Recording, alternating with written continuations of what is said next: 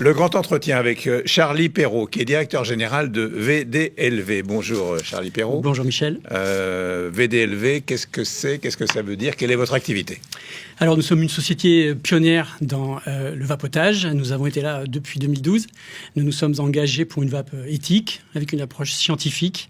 Nous avions identifié assez tôt que la vape était une opportunité de santé publique si on savait la prendre en considération et si on savait la construire avec de la science, avec de la technique, de manière à construire un argumentaire rassurant pour les fumeurs qui seraient tentés de switcher au vapotage. Quand avez-vous décidé de créer? C'était en 2012, hein, En 2012, tout au début, oui. On a fait partie des premiers acteurs. Nous sommes engagés vraiment à fournir les boutiques spécialisées qui fleurissaient partout à ce moment-là. Et puis, on a, dès le départ, essayé de construire des sujets de compréhension technique. Et on a très vite été considéré comme un référent dans cette discipline. Et on a accompagné ces boutiques. Aujourd'hui, 3400 magasins spécialisés en France. Ça représente 16 000 emplois. C'est une belle filière dont nous sommes fiers et qui s'est construit autour de normes en France. Par exemple, la France est le premier pays à avoir normé les produits du vapotage, ce qui explique pourquoi il n'y a peut-être pas d'accidents, hormis certains accidents parallèles qu'il peut y avoir dans le marché noir ou des choses comme ça. Mais VDLV a vraiment participé à ce travail-là avec son laboratoire Ingescience, qui est un laboratoire spécialisé dans la recherche fondamentale sur le vapotage. Qu'est-ce qui vous a conduit là? Moi, je suis de formation mécanique des fluides et thermodynamique, donc la vapeur, j'étudie ça depuis que j'ai 14 ans. Mais surtout, le fondateur, Vincent Cuisset, est métrologue de formation, donc son métier et sa passion, c'est la mesure. Alors, ce sont des produits, vous traitez que des produits français, locaux, voire de la Gironde? Alors, nous produisons effectivement tous ces liquides, à peu près 1 million de flacons par mois pour une grande partie du marché français. Et oui, c'est une production exclusivement girondine. Et on va jusqu'à être le seul et unique producteur de nicotine en Europe. Et nous avons développé une activité de production de nicotine pure, vapologique, donc destinée au vapotage, avec les tabaculteurs du sud-ouest de la France, pour qui nous avons relancé une filière du tabac qui ne tue pas, mais qui permet aux fumeurs de sortir du tabagisme. Alors, comment on fabrique tout ça? C'est de la chimie, bien sûr, mais c'est essentiellement de la composition. On va utiliser les produits utilisés dans les liquides, que sont le propylène-glycol, la glycérine végétale, et puis les arômes et donc la nicotine. Tout ça est assemblé avec mesure, sagesse et surtout avec sélection. L'objectif, c'est de choisir des saveurs ou des arômes qui ont la capacité d'être vaporisés et inhalés. Pourquoi? Parce que ça doit bien fonctionner et surtout, ça doit correspondre à ce que peuvent recevoir les poumons. Et je le rappelle, et c'est peut-être ce que vous avez observé ou ce qu'on peut observer, c'est que les poumons ne sont pas un estomac. Et c'est la raison pour laquelle vapoter avec des produits trop chargés, trop sucrés, va à l'encontre de l'intérêt de ce que peut apporter le vapotage face au tabagisme. Donc le vapotage, c'est pour ne plus fumer. Oui. C'est pour avoir l'impression de fumer. Oui. Sans en avoir les aspects nocifs. Oui, en tout cas pour réduire... C'est ce que vous réussissez à faire. Oui, on réduit considérablement en fait la partie nocive du tabagisme en passant par le vapotage, parce qu'il n'est plus question de combustion, il est question de vaporisation d'un liquide dont on connaît la composition, qui devient une vapeur dont on connaît la composition.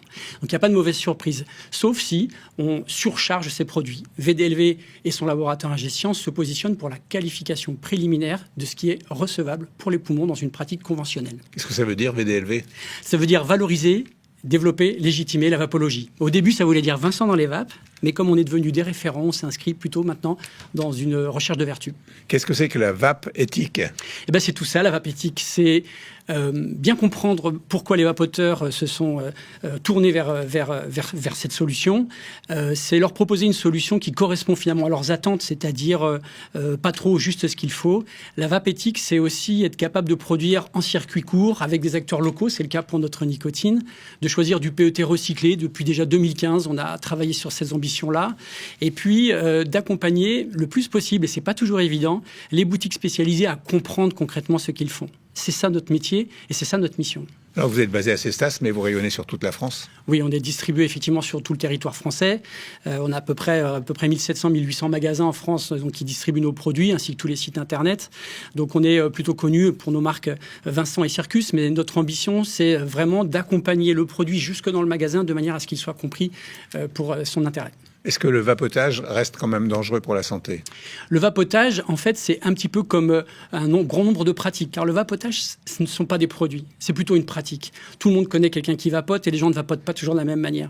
C'est une pratique qu'il faut un peu éduquer, comprendre et qu'il faut expliquer aussi à l'opinion publique et aux politiques qui ont du mal à saisir l'opportunité que ça représente. Notre ambition, c'est vraiment ça. C'est toujours de guider la pédagogie, d'emmener ça vers la compréhension que la vape est une pratique et donc si elle sort du contexte d'une pratique cohérente, forcément, elle peut présenter quelques risques. Nous, c'est ce qu'on pense, en tout cas, que les produits très sucrés, très chargés en arômes, quand c'est trop, eh bien, c'est à côté de l'intérêt. Est-ce que le vapotage se substitue au tabac? Le vapotage a une mission de transfert, c'est une alternative. Emmener les fumeurs sur cette tentative avec le vapotage, ils sont déjà nombreux. Pour certains, ça marche et pour d'autres, ça ne marche pas. Et pour ceux pour qui ça ne fonctionne pas, eh bien, on le dit dans le tabagisme, plusieurs essais, c'est déjà un pas vers la réussite, il faut poursuivre. Mais c'est aussi parce qu'il y a dans le vapotage un calage nécessaire, un peu comme avec des lunettes et l'optique. Si vous prenez des lunettes au hasard, vous n'avez pas beaucoup de chances d'y voir clair. Si vous êtes parfaitement réglé sur le vapotage dont vous avez besoin grâce aux professionnels et aux boutiques spécialisées, eh bien, comme des lunettes, vous allez y voir clair, c'est-à-dire que là, la solution du vapotage va se glisser derrière votre tabagisme pour vous guider vers d'abord un arrêt du tabac et pourquoi pas sur quelques mois, mais essentiellement en général plusieurs années, l'arrêt de la nicotine. Et ça, c'est possible car le vapotage permet une pente plus douce et plus équilibrée pour arrêter le tabac puis la nicotine. Alors on va voir les chiffres de votre société VDLV avec Virginie Mas et on se retrouve juste après. Fondée en 2012, VDLV travaille aujourd'hui avec 130 collaborateurs répartis sur les 3 entreprises. VDLV compte 300 000 vapoteurs réguliers. Chaque mois, 1 million de flacons sont produits dans leur usine de 14 000 m². Enfin, 3 milliards de cigarettes ont été évitées depuis la création de l'entreprise il y a 13 ans. Donc il y a 300 000 vapoteurs qui vous ont rejoint, c'est ça? On considère à peu près que, on va dire à peu près 10% des vapoteurs vapotent nos produits en ce moment. Parce que soit ils vont essayer des liquides un peu exotiques ou un petit peu amusants comme ça, mais en général, ils se rabattent après sur nos produits qui apportent plus de garantie et d'analyse. Vous fabriquez vos propres liquides? On fabrique tous nos liquides nous-mêmes. C'est ce qui vous différencie des concurrents? Non, il y a quand même de bons laboratoires en France et il faut le signaler. Certains suivent des normes encore et même des certifications. Donc la France est un très beau pays de vapotage. Ce qu'on ne supporte pas, c'était cette mode qu'il y avait eu sur la cigarette jetable. Ça ne fait pas partie de nos valeurs. Nous pensons qu'une cigarette ne s'achète pas au hasard. Donc, nous avons des ambitions qui sont vraiment focalisées sur le dynamisme, la bienséance de nos salariés aussi. On veut qu'ils comprennent pourquoi ils travaillent. Leur mission, c'est quand même de participer au fait de sauver des vies, notamment pour les fumeurs. Et ça nous construit, ça nous fait du bien. Et ce qui fait que c'est une belle aventure. On a démarré tout petit, à 2 dans un laboratoire. Aujourd'hui, c'est à peu près 150 salariés sur 14 000 m² avec des laboratoires de recherche. C'est parti de rien, on n'était pas beaucoup aidés, mais par contre, on a cru à une solution efficiente. Est-ce que la vape française change la donne par rapport à ce qui se fait à l'étranger? Oui, parce qu'on s'est installé derrière les bureaux de tabac au début, les boutiques spécialisées. Donc, comme il y avait des bureaux de tabac, il y a eu des boutiques spécialisées un peu en opposition. Aujourd'hui, ces circuits de distribution se sont rejoints sur ce qu'est le vapotage et le proposent à leurs clients. Je pense qu'un bon conseil pour un client, c'est si le vendeur prend le temps de lui expliquer toutes les possibilités qui sont offertes grâce au vapotage. Oui, donc vos clients, ce sont les distributeurs, les revendeurs. Oui, nos clients sont les distributeurs. Évidemment, ce ne sont pas les acheteurs directement. Donc vous avez un grand réseau en France, vous m'avez dit. Qui sont les gens qui vous entourent? Des techniciens, des logisticiens, des chimistes, bien sûr, des mondes du marketing, du commerce. Nous avons des commerciaux sur le terrain qui sont plutôt des technico-commerciaux, qui vont expliquer justement nos différences.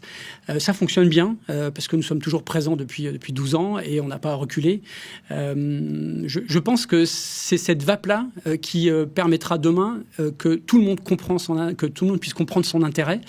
Je pense que c'est vraiment nos valeurs et notre responsabilité technique qui vont nous emmener à ça. Et on est allé plus loin, puisque dans le cadre d'une innovation qu'on a focalisée, qu'on a travaillé depuis des années, on veut aller jusqu'au parfait conseil au vapoteur. C'est ainsi qu'on a créé tout récemment Quizy, qui est non pas un produit en soi, mais une méthodologie pour suivre une pratique de vapotage adaptée à votre passif de fumeur que vous auriez pu être. Et cette combinaison-là nous offre aujourd'hui des résultats spectaculaires. Les vapoteurs les fumeurs qui avaient échoué avec le vapotage se retrouvent dans cette solution et aujourd'hui se disent « Ah mais finalement, je n'avais pas vapoté comme il fallait ». Et aujourd'hui, grâce à cette solution, je suis vraiment dans ce que je recherchais. J'ai arrêté de fumer en quelques jours. Quelle est la place de l'innovation ? L'innovation, c'est qu'il ne faut pas regarder que la composition d'un produit. Il faut regarder vers quoi il tend. Et c'est vraiment là-dessus qu'on a tout misé. Savoir si on pouvait construire une science. C'est ce qu'on appelle la vapologie. Cette science, comme l'œnologie dans le vin, a été construite dans le vapotage, qui permet de qualifier ces produits. Et en plus, on va regarder la pratique. On va regarder si ça fonctionne. Quand ça ne marche pas, pour quelles raisons. Et aujourd'hui, c'est un mélange d'épidémiologie. On regarde l'humain, on regarde la machine, on regarde les produits. On essaye de regarder toutes les études scientifiques qui sont publiées sur ce chapitre et on les guide vers la bienséance. L'objectif à court et moyen terme, vous êtes en plein développement, ça n'arrête pas. La société, on a converti les vapos curieux assez facilement. Il reste les vapos sceptiques. On comprend qu'il y ait des vapos sceptiques, c'est normal. Les innovations ont toujours besoin d'être expliquées.